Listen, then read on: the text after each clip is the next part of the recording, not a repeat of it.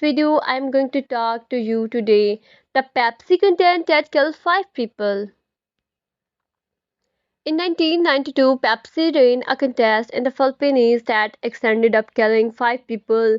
The contest was called Number Fever, and the idea was simply very evening. The news would stay revealing a number fever. And if you had Pepsi bottle cap with that number, you win a million Pepsos. Only now, million Pepsos in 1992 was a life changing of every Filipino. So this contest becomes very popular. Families would stockpile bottles, caps in their home, and many people would roar through the damn stupor trying to find winning caps. According to the Pepsi, half of the country population was actively participating in the contest, and it was because of this popularity that Pepsi decided to extend Number Fever for an additional 5 weeks. And this is very however things went terribly wrong. So you see, throughout the contest, Pepsi is in complete control of how many winners they were the relayed on a computer program to see winning caps into the bottling plants. To winning caps mean that there could only be to the winner and Pepsi would stay within the budget. But something went wrong after they extending the contest. The computer program gilded causing some numbers to mix up, and May 25, 1992 at 6 p.m. the channel to evening news called the winning number 349, and while they were only supposed to be the two winners, hundreds of thousands of Filipinos began to celebrate. You see, 349 was already designated as a non-winning number, and because of this, bottling plants were free to portray that number as much as wanted. This resulted on over 600,000 349 caps circulating. The Philippines 349 was such a common cap that many people had more than one. That night, streets went wild with celebrations. They were all rich and could finally stop worrying about money. Hundreds of people rushed on the Pepsi factory with the winning caps. Its zone had to be shut down and gathered by police.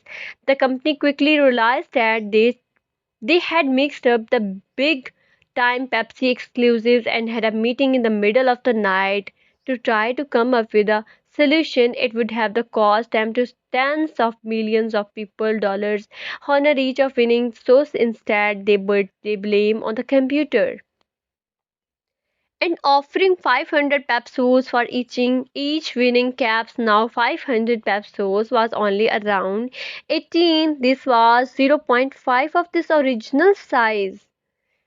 While some took them up on the suffers, most refused it and became more angry. This would not celebrate and care about some computer error. Pepsi was a multi-billion dollars corporation in their eyes and had of the honor the full price amount, but Pepsi didn't budget and violate. Protest and talks broke out, ultimately leaving 5 people dead and dozens injured. 349 winners stormed the Pepsi factories, throwing multi projectiles into windows and bombing Pepsi trucks that drove by. Over the next year, the angry bomb took on more organized approach to fight Pepsi collocation. 349 was a group of winners that took legal action against the company.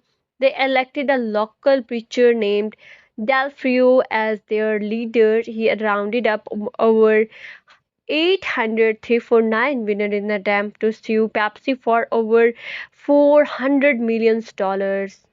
Now the chores continued well in 1993, at which point a new twist in the story started circulating. Old newspaper headlines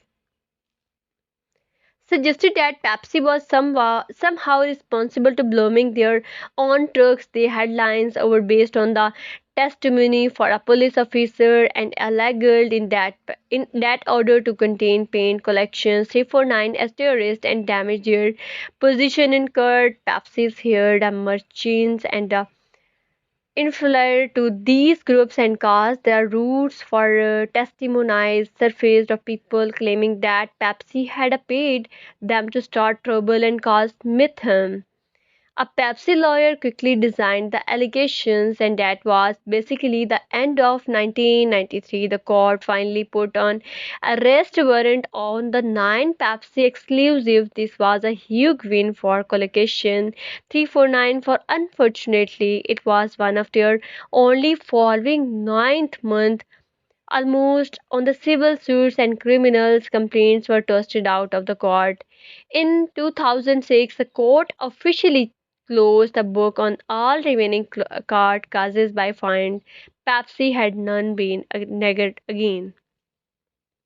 In the number fever disaster, when it was all said and done, Pepsi had only to pay on a small fine and 150,000 pesos. Many Filipinos were experiencing number fever, are still terminized to this even day. Mentioning the word Pepsi around certain groups in foreign among people, Pepsos was recently asked for their response to number fever disaster, and they came out with the statement these events took place almost 30 years ago and none of the exclusive familiar with this programs at PepsiCo anymore, and deeply regret PepsiCo and any pain, suffering, or and mistakes caused the people of the Philippines. Thanks for watching. Allah Hafiz.